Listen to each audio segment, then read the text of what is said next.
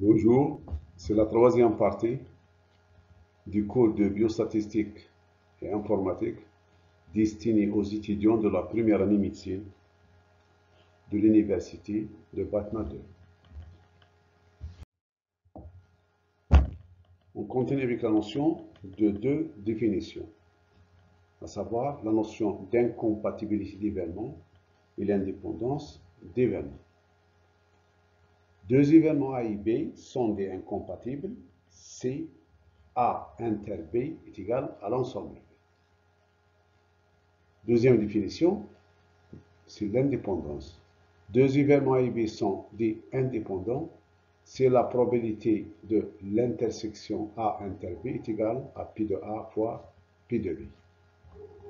Donc la première notion, l'incompatibilité, c'est une notion ensembliste, parce qu'on n'a pas introduit la probabilité pour la définir. Mais la notion d'indépendance d'événement est une notion probabiliste, parce qu'il y a l'intervention de la probabilité dans la définition.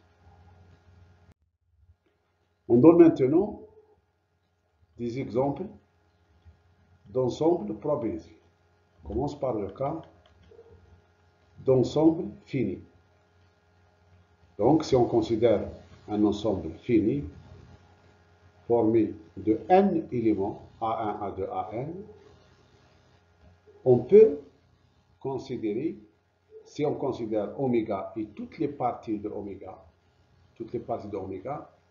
c'est considère que l'attribut, c'est toutes les parties d'oméga, c'est-à-dire toute partie d'oméga, c'est un événement.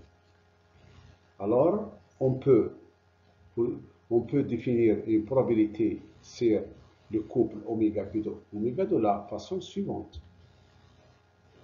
On associe à tout élément AI un nombre pi de i, de sorte que la somme de ce nombre soit égale à 1. On définit ensuite la probabilité d'un événement. La probabilité d'un événement, c'est la somme de ce nombre associé aux éléments de cette événement, de cette partie. Par exemple, si on considère l'événement A1 formé de A1 et A2, par définition, la probabilité de l'événement A1, A2, c'est P1 plus P2, etc.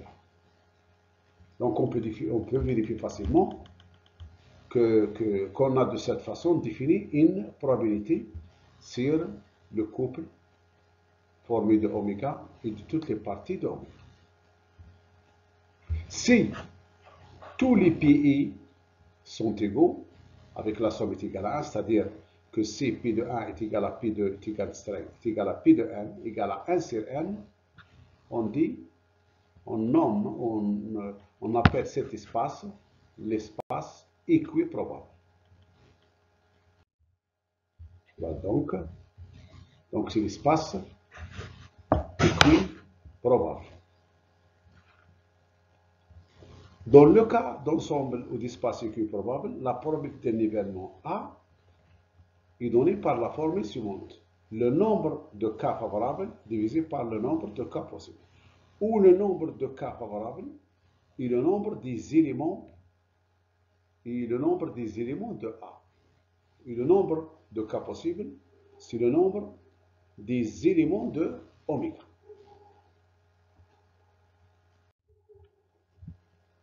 Considère un troisième exemple. Considère maintenant l'expérience suivante, l'expérience du jet de la pièce de monnaie, 3 fois de suite. Donc, on jette une pièce de monnaie 3 fois de suite. Et on note les 3 résultats successifs. Donc, un résultat possible dans cette expérience du jet de la pièce de monnaie 3 fois, c'est un triplet formé de 3 lettres. Chaque lettre est soit P, soit S, c'est pile ou face. Donc, par exemple, si le premier J donne pile, le deuxième donne face et le troisième donne pile, ce résultat possible est le résultat noté PFP. On peut compter tous les résultats possibles, on trouve qu'il y en a 8. Parce que un résultat possible, c'est quoi? c'est une suite de 3 lettres, pris parmi l'ensemble de 2 lettres P de F.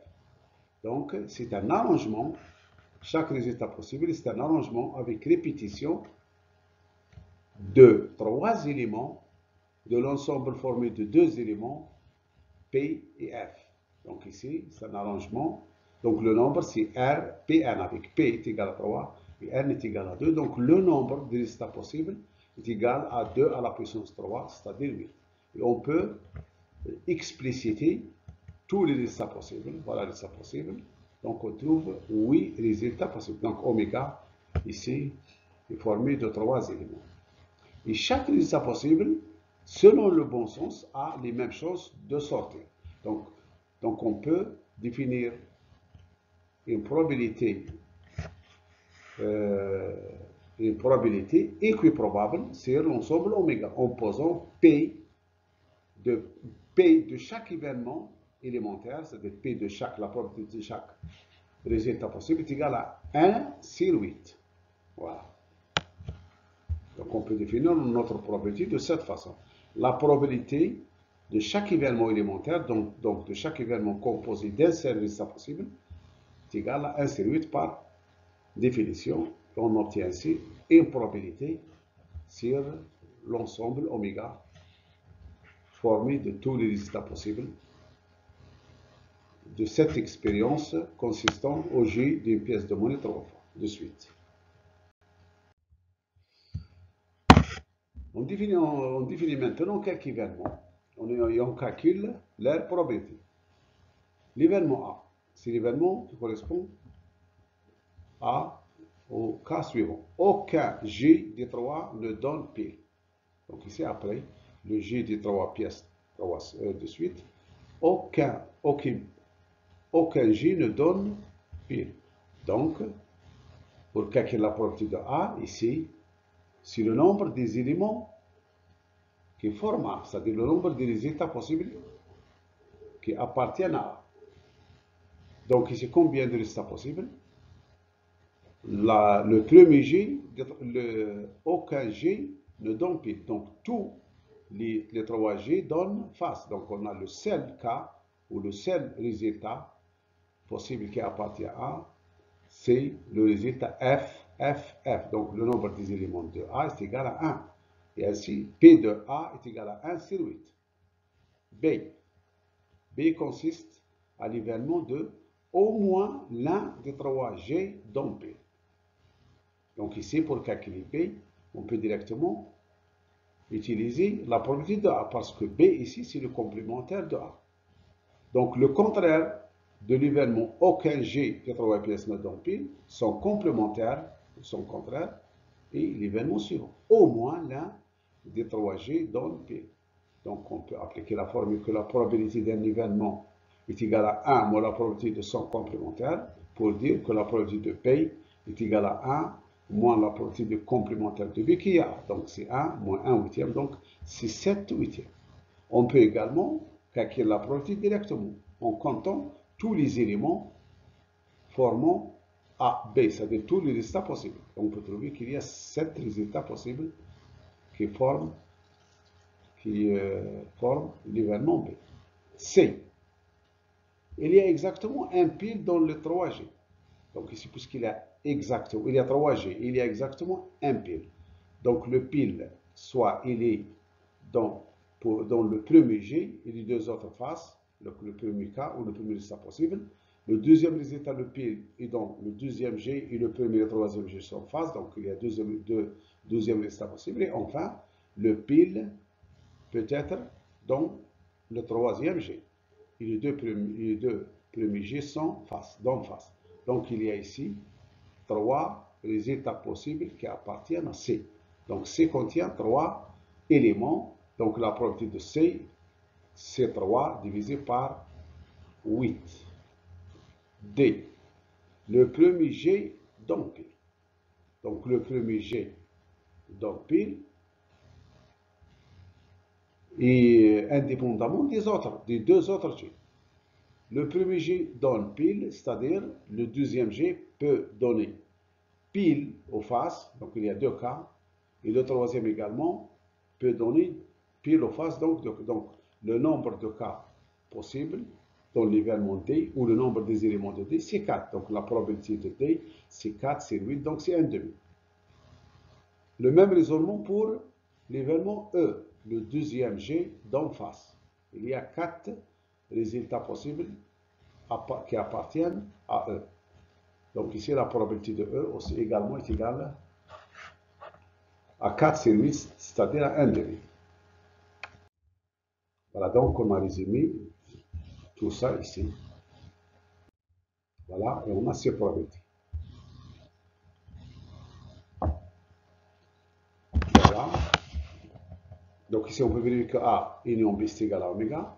Et on peut vérifier que P de D est égal à P de E, parce qu'ils sont toutes les deux, tous les deux formés de 2 éléments, donc plutôt de 4 éléments, des formés de 4 éléments également E. Donc la probabilité de D là, est égale à la probabilité de E, est égale à 1,5.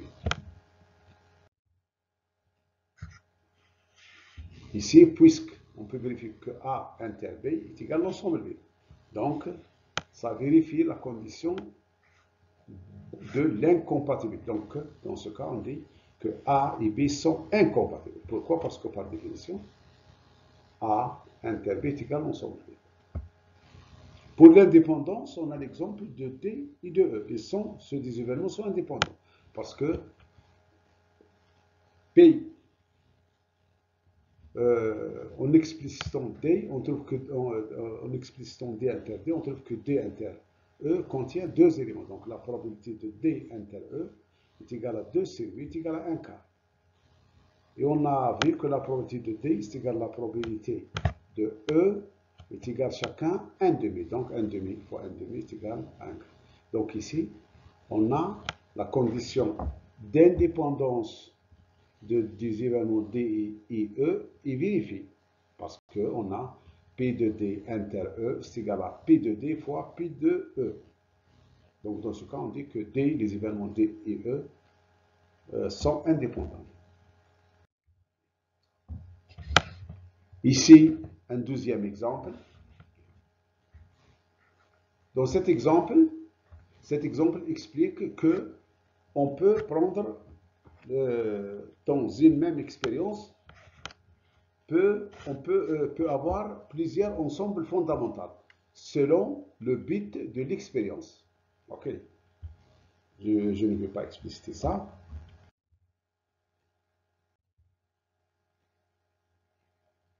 Exemple 5. Donc, l'exemple 5, dans le cas fini, il est plus convenable de travailler sur des ensembles équiprobables, car on peut dans ce cas, dans cette situation, utiliser les techniques d'analyse combinatoire. Donc, dans un espace fini, il vaut mieux transformer l'ensemble fondamental en un ensemble équiprobable pour pouvoir utiliser les techniques d'analyse combinatoire. Parce que la probabilité dans ce cas est égale au nombre d'éléments formant l'événement divisé par au nombre des éléments de l'espace fondamental. Donc, le problème pour trouver la probabilité, le problème revient à calculer le nombre d'éléments d'espace. Donc, on peut utiliser généralement l'analyse combinatoire. On explique à travers cet exemple comment, dans certaines situations, on peut transformer notre espace en un espace équiprobable, et après avoir fait les calculs, on revient sur notre espace d'origine. Donc voilà, on a l'exemple suivant. Donc on considère ici 7 enveloppes fermées contenant chacune un bout de papier sur lequel est inscrit un nombre. Ces nombres sont repartis comme suit. Donc on a 7 enveloppes. Chacun, à l'intérieur de chacun est inscrit un nombre. Donc le premier enveloppe, le nombre qu'il contient est 0. Le deuxième, ou deux autres enveloppes contiennent chacune le nombre 10. Deux autres contiennent chacune le nombre 20. Et les deux derniers contiennent chacune le nombre 30. On prend deux enveloppes au hasard. Et on mentionne la somme des deux nombres dans les deux enveloppes. Et on essaye de répondre à la question suivante. Quelle est la probabilité que la somme des deux nombres est égale à 0?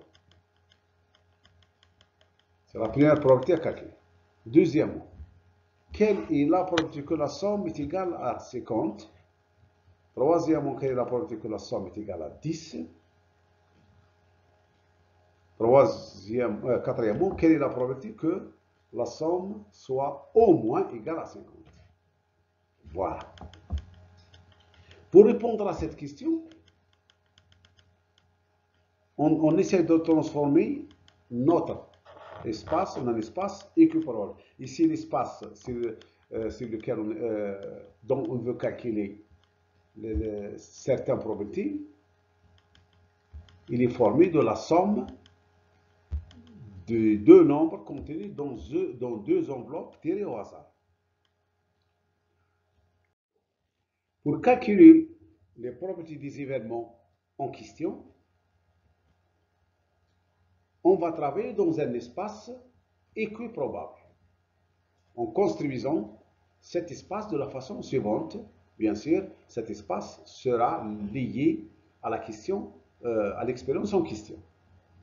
Donc, ici, il s'agit de choisir deux enveloppes au hasard, parmi les 7 enveloppes. On a une première enveloppe contenant le nombre 0. On lui attribue le numéro 1. Deux enveloppes contiennent chacune le nombre 10. On les attribue successivement le numéro 2 et 3. Et deux autres enveloppes contenant chacune le nombre 20. On attribue à une première enveloppe le numéro 4 et au deuxième le numéro 5. Enfin, deux enveloppes qui contiennent le nombre 30. On attribue le numéro 6 à une des deux enveloppes et le numéro 7 au deuxième enveloppe contenant le nombre 30. Maintenant, choisir deux enveloppes au hasard correspond à choisir deux combinaisons parmi les 7. Et on est dans un espace équiprobable dont le nombre des éléments de cet espace, c'est-à-dire le nombre de cas favorables, le nombre de cas possibles, c'est le nombre de combinaisons de 2 parmi 7, qui est égal à 21. Et pour calculer les probabilités en question, on utilise maintenant la formule de probabilité dans un espace équiprobable. La probabilité d'un événement dans un espace équiprobable est égale le nombre de cas favorables divisé par le nombre de cas possibles, ou le nombre de cas favorables et le nombre des éléments que contiennent cet événement, et le nombre de cas possibles, c'est le nombre des éléments de l'espace oméga. Voilà, donc par exemple, la probabilité que la somme du nombre de deux enveloppes tirées au hasard est égale à 0, cette probabilité est 0, cet événement ne contient aucun élément. Donc la probabilité, c'est la probabilité de l'ensemble vide est égale à 0. Maintenant, la probabilité que la somme soit 50, les deux enveloppes, une enveloppe doit contenir le nombre 20 et le deuxième doit contenir le nombre 30 pour que la somme soit 50. Puisqu'il y a deux enveloppes contenant 20 et deux autres contenant 30, le nombre de combinaisons qui donne cette somme de 50, c'est 2 fois 2, c'est 4. Et on a ici toutes les combinaisons. Donc, les enveloppes sont numérotées, donc on a la combinaison 4, 6, 4, 7, 5, 6, 5, 7.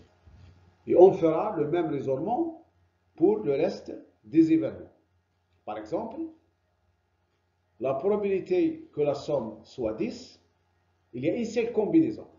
Une seule enveloppe doit contenir 0 et le deuxième doit contenir 10, le nombre 10, pour que la somme 0 plus 10 soit 10. Puisqu'il y a une seule enveloppe qui contient 0, donc, et deux enveloppes qui contient chacune 10, donc le nombre de combinaisons c'est 1 fois 2, donc c'est 2. Voilà, c'est les deux combinaisons. Donc la probabilité c'est 2 divisé par 21, c'est le nombre de cas favorables divisé par le nombre de cas possibles. Et on fera de même pour le reste des événements. On finira par cette remarque. Donc dans cet exemple, pour rendre les calculs plus simples, on a considéré un espace équiprobable. Mais après avoir fait les calculs, on peut revenir à notre espace d'origine qui est formé des résultats possibles considérés selon la question des problèmes, ou selon la problématique de notre étude. Donc ici, si on revient aux résultats liés à la somme du nombre des deux enveloppes tirées au hasard, on a donc 6 résultats possibles. La somme est soit 10, soit 20, soit 30, soit 40, soit 50, soit 2. Et les probabilités de chacune de ces événements a été calculée en utilisant l'espace équivalent. Donc, on peut considérer que si on considère que oméga est formé de 6 résultats possibles, on n'est pas dans un espace équiprobable, mais on a obtenu un espace fini, bien sûr. Donc la probabilité de chaque événement, c'est la somme des probabilités des éléments formant cet événement. Par exemple, si on nous demande de calculer quelle est la probabilité que la somme soit inférieure ou égale à 20, alors nous sommes les probabilités de ces deux événements élémentaires, parce que cet événement contient deux événements élémentaires. La première, sa probabilité c'est 2 sur 21, la deuxième c'est 3 sur 21. La probabilité que la somme soit inférieure ou égale à 20 est égale à 2 plus 3, c'est 5 vingtièmes. Si on vous demande de calculer quelle est la probabilité que la somme soit au moins égale à 40, c'est-à-dire 40 ou plus, donc on somme. La probabilité que la somme des nombres se trouvant dans les deux enveloppes tirées au hasard soit au moins égale à 40, c'est 5 plus 4 plus, donc c'est 10 sur 21, etc. Avec cet exemple, on s'arrête là. Merci de votre écoute et à la prochaine présentation.